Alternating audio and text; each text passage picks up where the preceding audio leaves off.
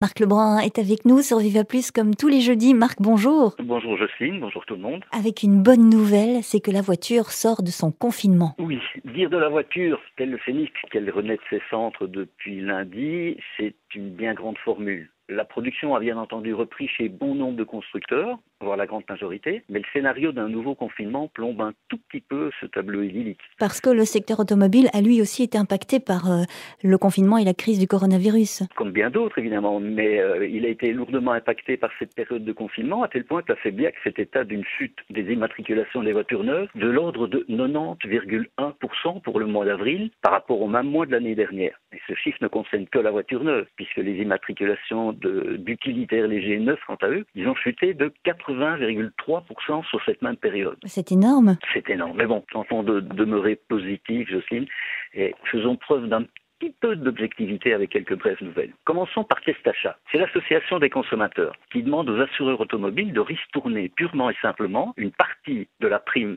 à leurs assurés, puisque depuis le début du confinement en Belgique, soit depuis le 18 mars, les accidents de voitures avec dommages corporels sont inférieurs de 68% à la moyenne des 3 dernières années. Testachat se tourne donc aujourd'hui vers les assureurs, puisque logiquement, moins de trafic signifie moins d'accidents. L'organisation de consommateurs s'attend à ce que le secteur envoie un signal clair en vue d'un remboursement ou d'une remise sur les primes de l'année prochaine. Donc ça, c'est pas encore certain. C'est pas encore certain, mais bon. Quant à la marque japonaise Toyota, elle dévoile son plus grand SUV hybride. En effet, le fameux Highlander s'apprête à conquérir l'Europe occidentale. Ce véhicule d'une longueur de 4,950 m est campé sur des jantes en alliage de 20 pouces.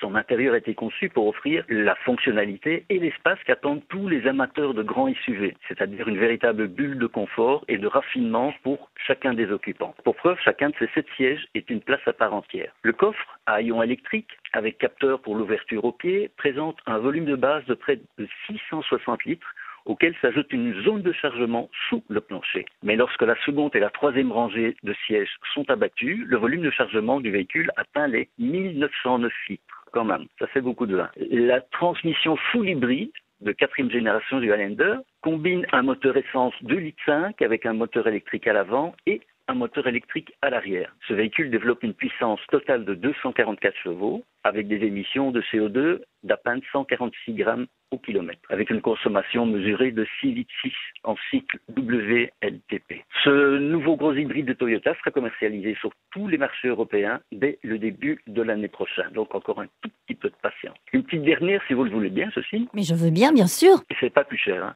Une info qui nous vient de chez Skoda, qui annonce son Enyaq iV, toujours sous camouflage actuellement. Mais il s'agit d'un véhicule électrique annoncé avec un rayon d'action plus qu'intéressant puisqu'il prévoit 500 km d'autonomie dans le meilleur des cas avec sa batterie la plus puissante. Donc cette voiture associe des autonomies élevées avec des temps de recharge courts.